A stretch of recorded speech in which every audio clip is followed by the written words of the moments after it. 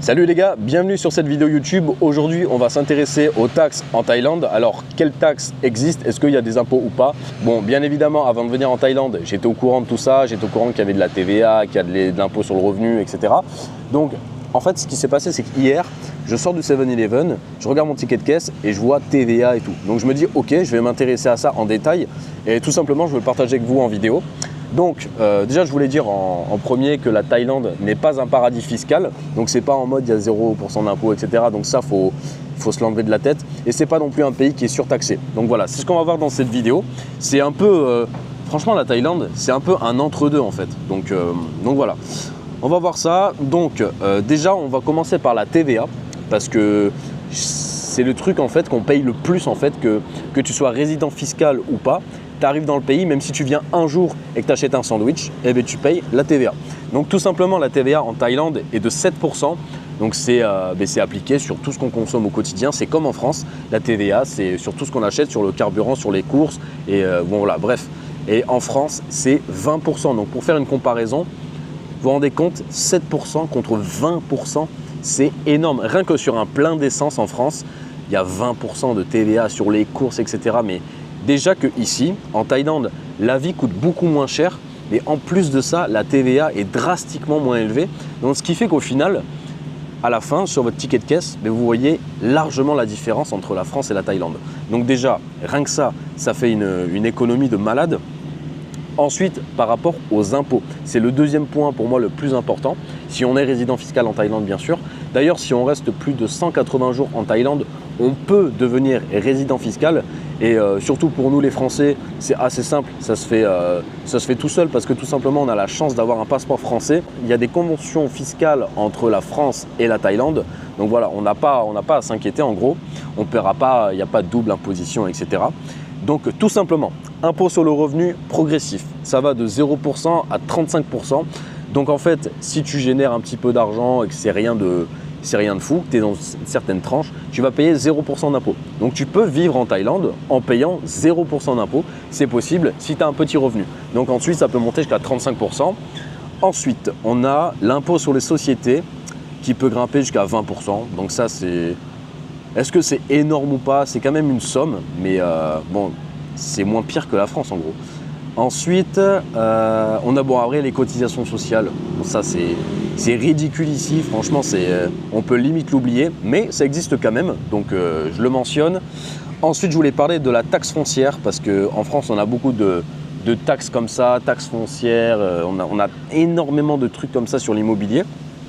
Donc, elle existe, mais elle est beaucoup moins élevée qu'en France. C'est pour ça qu'en fait, ici, vous allez voir plein de taxes comme ça qui existent, mais qui sont ridicules en fait. Genre, tu payes que dalle.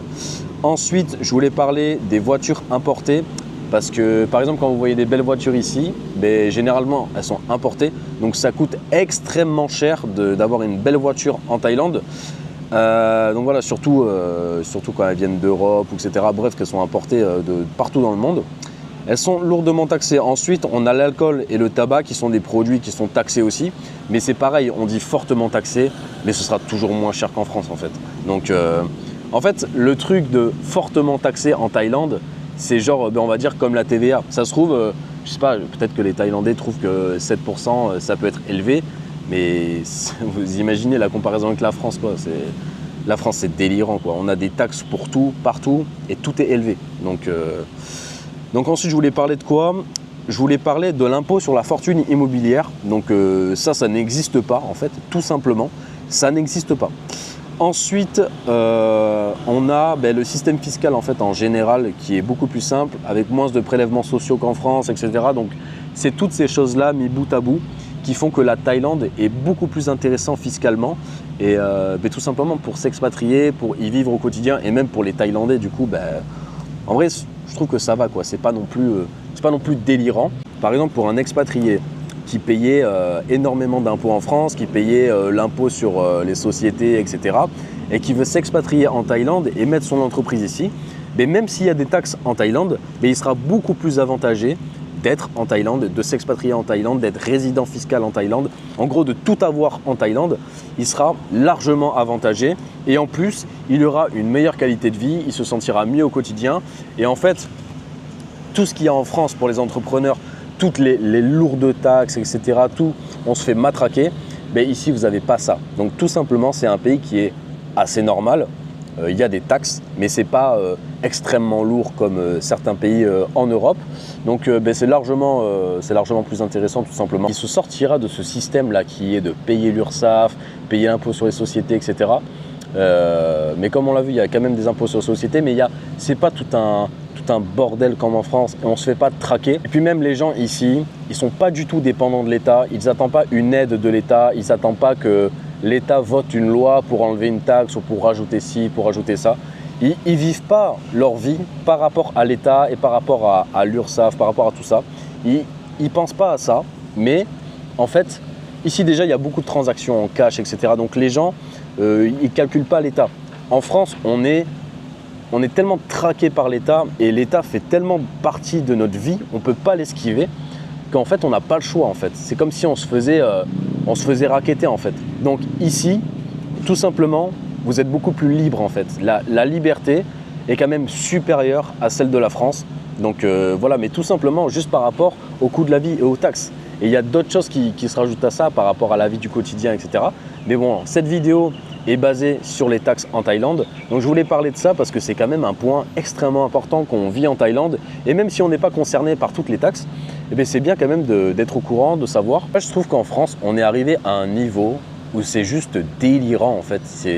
C'est juste absurde en fait. On est tombé dans l'absurdité en fait de traquer des entrepreneurs, de venir les chercher, d'envoyer des lettres. Déjà, il faut savoir qu'ici, ce n'est pas du tout le même système qu'en France par rapport aux entrepreneurs. Le rapport que l'État a avec les entrepreneurs, ici, vous voyez bien, il y a des tuk-tuk, il y a des gens qui vendent de la nourriture dans la rue, il y a toutes sortes de commerces en fait qui sont tout à fait normales en fait. Et tu fais ça en France, on vient te dire non, vous n'avez pas l'autorisation, il faut louer un emplacement dans un marché, un truc, ainsi, là. En fait, tu n'as pas le droit.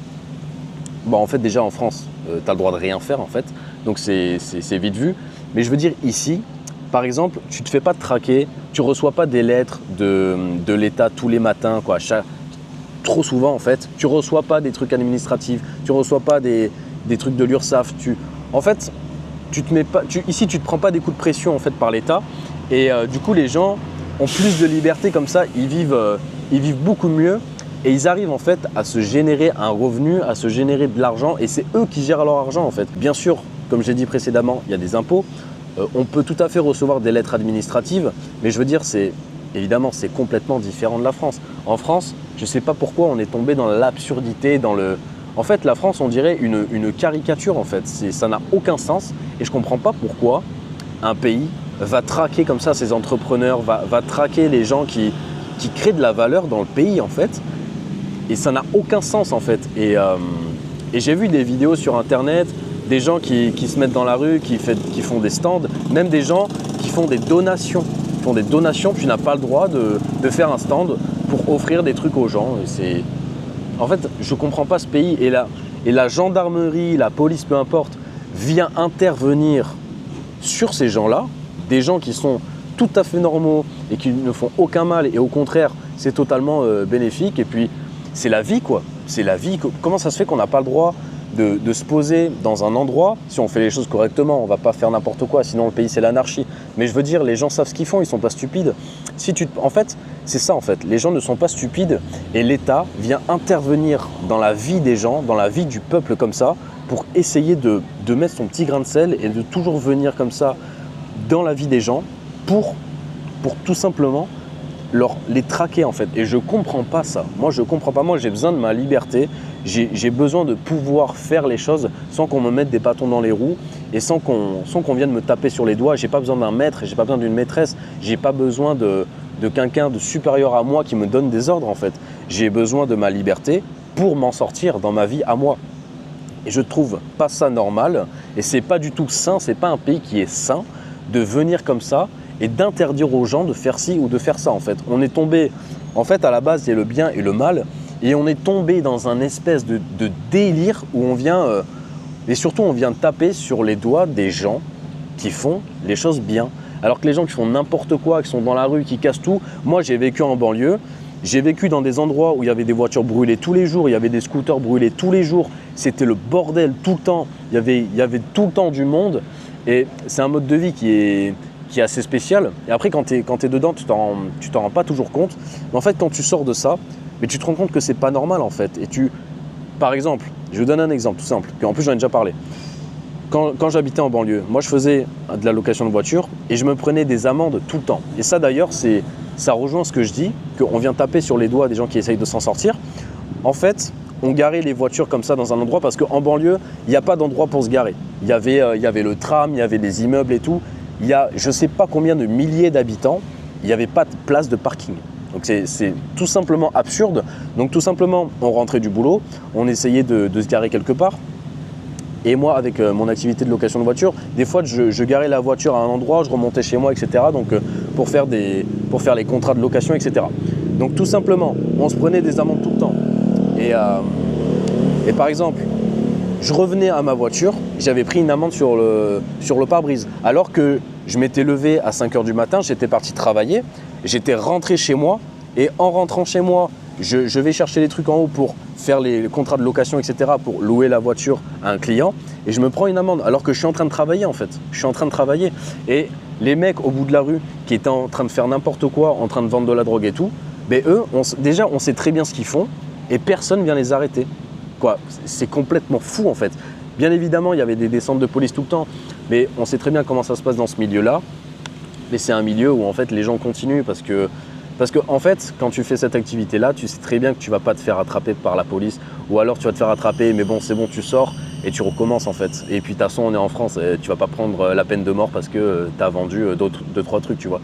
Donc c'est ça le problème en France, on vient de taper sur les doigts des gens qui ne méritent pas en fait. La France a un système de valeurs qui s'est complètement inversé avec l'État actuel, alors qu'à la base, on parle de la France. À la base, c'est un pays qui a quand même marqué la culture mondiale, qui a quand même marqué la gastronomie, qui a quand même marqué énormément de choses fondamentales dans le monde.